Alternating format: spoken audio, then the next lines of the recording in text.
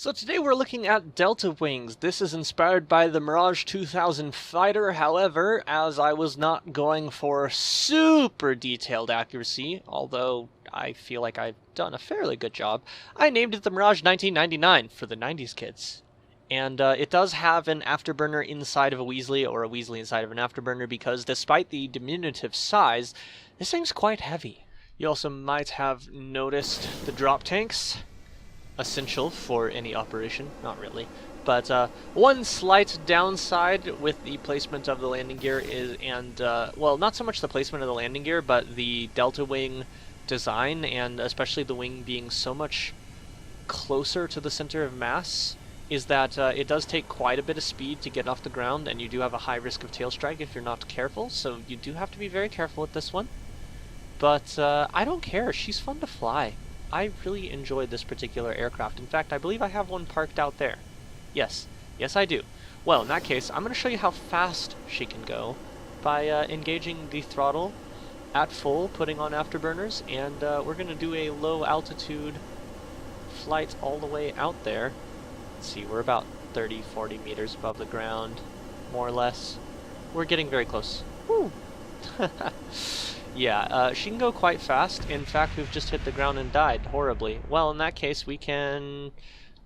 Okay, I'll use the map view, and we'll go ahead and switch to the other one that I have parked out here. Come on. No, just close that. I don't need that. Give me this. Give it to me.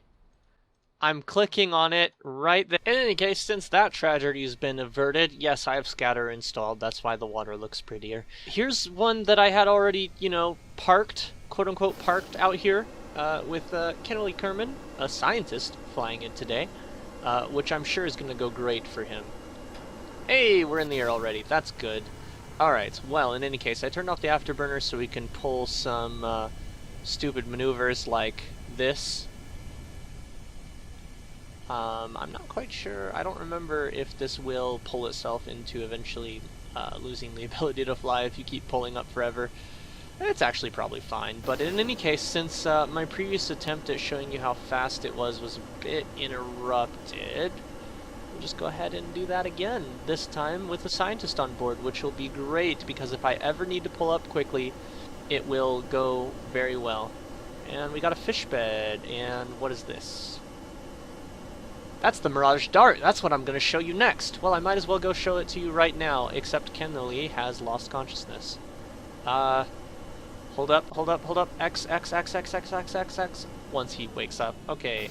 Turn off the engine, pull up very hard, nearly pass out again, turn off the relative speed, especially since it's giving us 0 meters per second, which is completely wrong, obviously. Let's go ahead and ditch the hard points. You can see where they are. They are arranged very much like they would be in the real thing, which is something I have to strive for, aim to strive for with the realism. And gonna go ahead and just fly over to the, let's see how, oh look, it's loaded in. Okay. Hold on, let me get out of this view. Okay. Get to like that. Go, wait, where'd it go? No, it's below the, there you go, you can see it now. It has delta wings that are angled back much further than this. So it's called the Dart because it flies like a lawn dart. Also, speaking of darts and things, we have just stalled. Fortunately, this should be easily recoverable, as demonstrated thusly. I did not mean to make that maneuver. I am so happy with that. Like, genuinely, I was like, this is gonna go badly, possibly, but it'll be fun. And then I made it, like, well, it was still fun, but I made it not deadly, which is great. Alright, I did mean to actually say, let's show how fast this can go. So, it didn't have enough thrust with the Panther without it being an afterburning mode, but I wanted an afterburner, even though it probably would have been fine with just the Weasley. So I needed to add both the afterburner, both the Panther afterburner and Weasley, in order to give this baby the thrust I want. The end result is that it is a little bit OP, just a wee bit OP, with a thrust to weight ratio of 2.5 to 3, I think, at a lower speed. But yeah, you can see going very fast. We're going so fast that if I remember correctly, I don't remember the exact speed, but at a certain speed, when you have the afterburner on, when you turn it off, the engine dies because it can't keep up, which is pretty great. By KSC, let's pull up really hard. Okay, he just lost consciousness. I wanted to see if I could break the airframe, to be honest. Although, since he lost consciousness and we're now in a steep climb, I guess we're doing a zoom climb now, because obviously these engines will burn out. In fact, actually, are they both still running? Oh no, yeah, the Weasley died a while ago. Yeah, I was gonna say, I was like, no way the Weasley's still going. I didn't hear it go, but I knew it had to have. And of course, this one rapidly losing thrust. Although our apoapsis, our predicted altitude, is still climbing. Wow, I forgot that the afterburning Panthers can, like, actually fire this high up. Although it may also be to do with the lower speed. I'm not sure. Jeez, okay, there we go. 25 kilometers, we lost it. And you can see that our apoapsis is still climbing because we actually do have lift on these wings, even though we're losing quite a lot of speed. We'll actually get a higher altitude if we keep the nose up. However, I don't want to lose control. I mean, it's probably really easy to recover.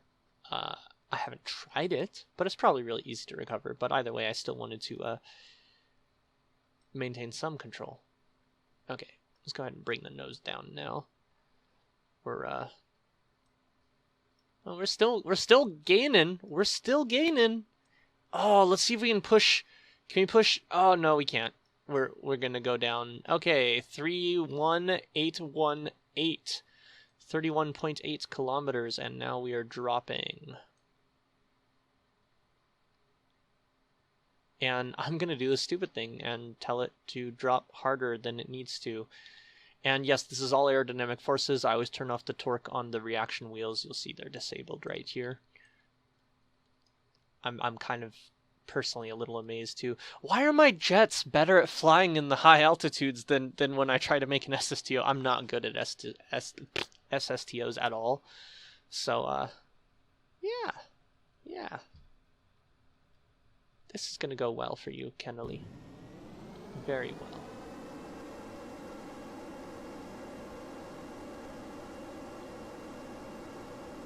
Actually, where are we? Oh, we're pretty far away.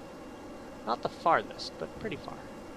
Oh, and there was the Weasley coming back online, I believe. At 18 kilometers? Huh. And at this speed? I'm genuinely surprised. I'm going to go ahead and turn off the afterburner, though. I'm actually going to go ahead and land this so that I can move over to the Dart. And I just noticed that, oh, our highest altitude was recorded as a meter higher than I saw. I was about to say, I just noticed that because we have it on the ground, I might have gotten an inaccurate reading, but then I remembered I was over the ocean, so fortunately the above ground shows you the ground or ocean altitude, rather than showing you the altitude above the ground under the water, so I suppose that's good. Hey look, it's a baobab tree. Baobab tree. Baobab tree. Hey, and I didn't make him pass out with that. Honestly, I really expected him to pass out with that high G maneuver just now. Anyhow, we're going to demonstrate landing at a stupid angle. Oh, that actually went better than expected. Yeah, never land like this. This is a bad way to land. Just FYI. Also, notice how much we went above the ground. Whoop, almost killed ourselves. I turned off the brakes as we turned around backwards because when the brakes are only on the rear and if it turns around while you're landing, you can break your shit. And here we have the Mirage Dart. In some ways the wing is more realistic, in other ways it's not. It's named the Mirage Dart because, well, it flies like a dart. In other words, not the best control. It actually normally takes a higher speed to take off than that, but we hit a bump and bounced into the air. As you can see, we have an engineer flying this, so if I did high G maneuvers, he would explode. It does have drop tanks as well normally. I broke one of them while landing this one. It is faster, if I remember correctly, or at least, I don't know, maybe it just feels faster because it's sharper. And I broke the drop tanks, so it doesn't have the drop tanks anymore. In any case, though, fuck it, let's YOLO. high G maneuvers. Oh yeah, it can do high G maneuvers, but it's much more realistic in its control actually, because in reality planes don't do the kind of crazy shit that I do in KSP very often, and I do with my designs very often. But having a little bit more, what's the word I'm looking for? Not more control, but it has more stability. And if I was using Beat the Armory and doing combat sorties with this, it would actually be more stable than the other form. Ooh, look at that nice roll! Shit! You can't react quickly to things going horribly wrong, though, because of that. As I've just demonstrated. Because if that was the other Mirage, I could have pulled up and been fine. But in that case, I didn't. For reference, here's what it looks like with the drop tanks still on. You can see the center of lift is a little further back than on the other design, as a consequence of the sharper angle of the wing leading edge.